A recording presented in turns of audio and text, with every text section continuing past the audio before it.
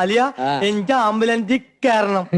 ഒരു ദിവസം മോനെ ആംബുലൻസ് കിടത്തി കൊണ്ടുപോകണമെന്നാണ് അളിയന്റെ ആഗ്രഹം. പക്ഷെ ഇന്ന് അളിയനൊരു ട്രിപ്പ് ഉണ്ട്. മോർച്ചറിയിൽ നിന്ന് ഒരു അനാഥ ശവം ചുടുകാട്ടിക്കൊണ്ടുപോയി ദഹിപ്പിക്കാനുണ്ട്. അലിയ ഞാൻ ഇന്ന് വരെ പോർച്ചറി കണ്ടിട്ടില്ല. എന്നെ ഒന്ന് കൊണ്ടുപോ. മോർച്ചറി എന്ന് പറഞ്ഞാൽ ചിൽഡ്രൻസ് പാർക്ക് അല്ലേ? നീ ഒന്നും ഉണ്ടായിരുന്നോ? ഒന്ന് പോയേ.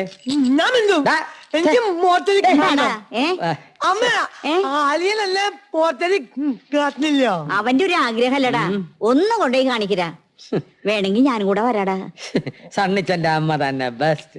എന്റെ പൊന്നമ്മച്ചി, മോർച്ചറി എന്ന് പറഞ്ഞാൽ കാഴ്ച ബംഗ്ലാവല്ല, ശവങ്ങൾ ഇടുന്ന സ്ഥലമാണ്. എന്റെ ഈശോ, അതാ ആവശ്യം വരുമ്പോ ഞാൻ കൊണ്ടുപോയിക്കണം. കൈ എടുക്കടാ.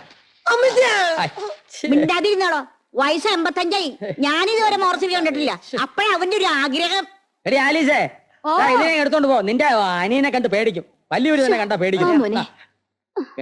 ഞാൻ ഇതുവരെ തവം കണ്ടിട്ടില്ല. എനിക്ക് തവം കാണണം. ശവം കാണാൻ മോർച്ചറി വരെ പോണോന്നില്ല. നീ കണ്ണാടിയിലോട്ടോ നോക്ക്. ഓ ഒന്ന് പോണുണ്ടോ അവിടുന്ന്? അലിയ പോരെ പറ്റി. മാതാവേ, നല്ല അനുസരണയോടും ദൈവഭക്തിയോടും കൂടിയാണല്ലോ മകനെ വളർത്തിയിരിക്കുന്നത്. വിളിച്ചത് കേട്ടില്ലേ? പോട്ടാ പട്ടേന്ന്. എന്ത് ചെയ്യാനാ ലോറൻസ്? അവനും നിന്നെ പോലെ വിവരമില്ലാത്തവനായി പോയില്ലേ? ആലീസേ,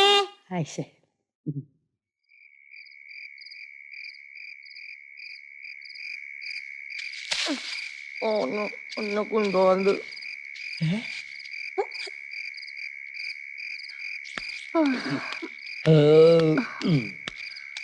ആലീസേ, ഞാൻ വരാൻ നേരം വിളക്കും. നീ പോയി കിടന്നോ.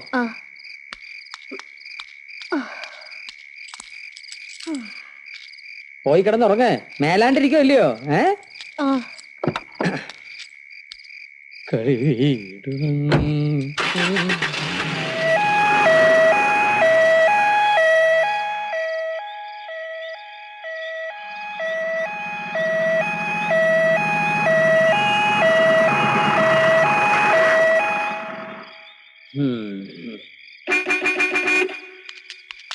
എന്താണ്? ബോഡി റെഡിയാണോ? പിന്നെ എപ്പോഴും റെഡിയാണ്. ശവം കൊണ്ടുപോകാൻ ഒരു സ്പിരിറ്റ് വേണമെങ്കിൽ സ്വപ്ന സ്പിരിറ്റ് അകത്ത് ചെല്ലണം. അതൊക്കെ ഞാൻ അറേഞ്ച് ചെയ്തിട്ടുണ്ട്. വാ. ഓക്കെ.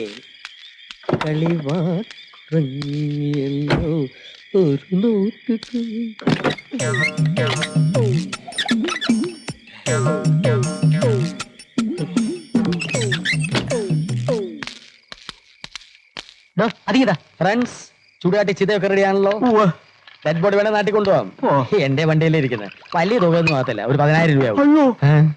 അവിടെ പിന്നെ ആരുമില്ല. ആകെ ഞാനൊരു അമ്മാവും മാത്രമേ ഉള്ളൂ. 6 വർഷം മുമ്പ് നാട് വിട്ടു പോന്നവനാ. ആര്, നിങ്ങളോ? അല്ല, ഒരു ഗുണവും ഇല്ലാത്തവനാ. അപ്പൊ പിന്നെ ചത്തതാ നല്ലത്. പത്രത്തിൽ ഓട്ടം കണ്ടപ്പോ വന്നെന്ന് മാത്രം.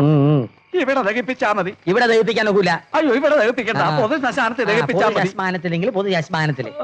വേഗം ബാലി എടുത്ത് വണ്ടി കയറ്റേ. പോ പോ പോ.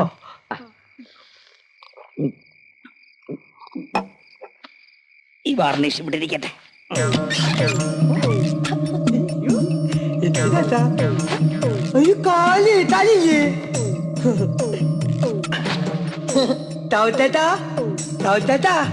ഓതങ്ങ എഴുന്നേൽക്ക്, എഴുന്നേൽക്ക. എഴുന്നേക്ക്, പത്ത് എഴുന്നേക്ക്, എഴുന്നേക്ക്. അമ്മ കരയാതിരിക്കേ. ഏതായാലും പോയത് പോയി. നമുക്ക് അടുത്ത് എന്താണെന്ന് വെച്ചാ നോക്കാം.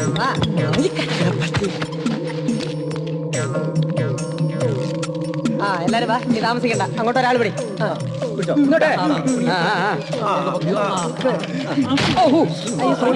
ശവത്തിനെ നോക്കിക്കൊണ്ടിരിക്കോട്ടോ. ശവമേ അല്ല, അറിയാതെ അറിയാതെ.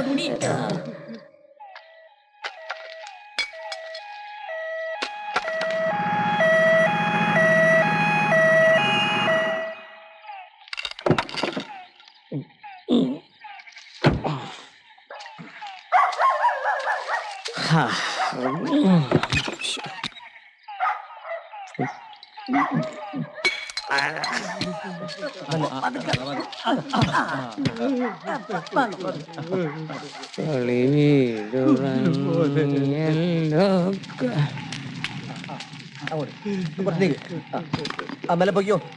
കച്ച കിടക്കണ ബോഡി നോക്ക്.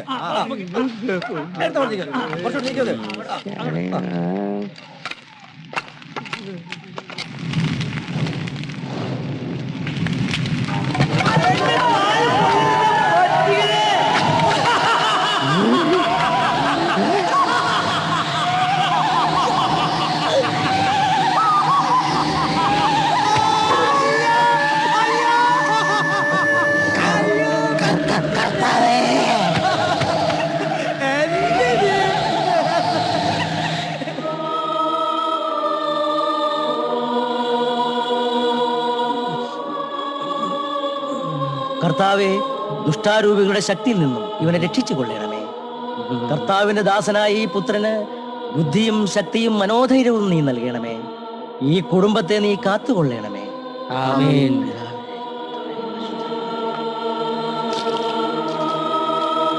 അച്ഛോ, 2 തളി എനിക്ക് കൂടുതൽ തളി അച്ഛോ.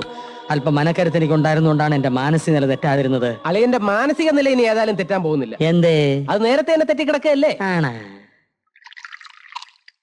അച്ഛാമ്മേ, എല്ലാം റെഡിയല്ലേ? ആ റെഡിയായി. എന്നാ അച്ഛനെ വിളിച്ചോണ്ട് വാ.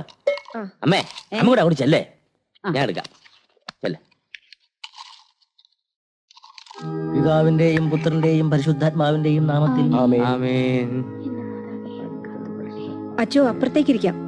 അച്ചാമ്മേ, ചായ എടുക്കാനാണെങ്കിൽ വേണ്ട, അല്പം ധൃതിയുണ്ട്. ഒരു കപ്പ് കാപ്പി കുടിച്ചിട്ട് പോവാച്ചോ. ശരി.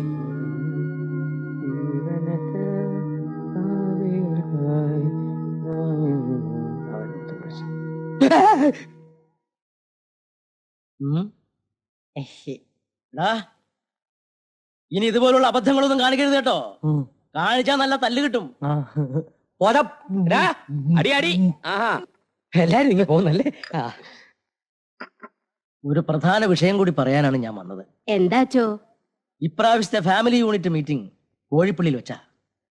പഴക്കും പിണക്കൊക്കെ മറന്ന് നിങ്ങൾ എല്ലാവരും അതിൽ പങ്കെടുക്കണം. ഇല്ലച്ചോ, കാട്ടിങ്ങനൊരു കുഞ്ഞു പോലും കോഴിപ്പള്ളി പോവില്ല. അച്ഛനറിയാവല്ലോ അവര് ഞങ്ങളോട് ചെയ്ത ദ്രോഹങ്ങളൊക്കെ. ശരിയാണ്, പക്ഷേ ഇവിടം കൊണ്ടെല്ലാം തീരുമെന്നാണ് എന്റെ പ്രതീക്ഷ. അവറാച്ചനോട് ഞാൻ സംസാരിച്ചു.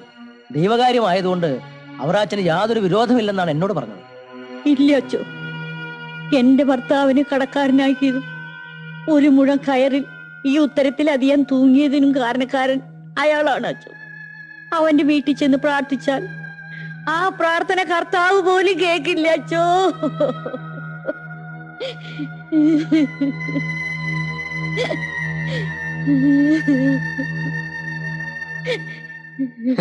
നമ്മളവിടെ ചെല്ലുമ്പോ അവ 1-2 പറയും. എന്റെ സ്വഭാവത്തിനെ 2-3 വരെ തട്ടും. നമ്മുടെ ഇടവകയിൽ ഒരു മർഡർ ഒഴിവാക്കുന്നതല്ലേ ബുദ്ധി ഫാദർ? തമ്മിൽ തല്ലാനല്ല, നാട്ടിൽ സമാധാനം ഉണ്ടാകാൻ വേണ്ടി പറയാണ്. 2 കുടുംബങ്ങൾ തമ്മിലുള്ള വഴക്കിന്റെ പേരിൽ നിങ്ങൾ പ്രാർത്ഥനയ്ക്ക് കൂടാതിരുന്നാൽ അത് കർത്താവിനോട് ചെയ്യുന്ന നിഷേധമായിരിക്കും.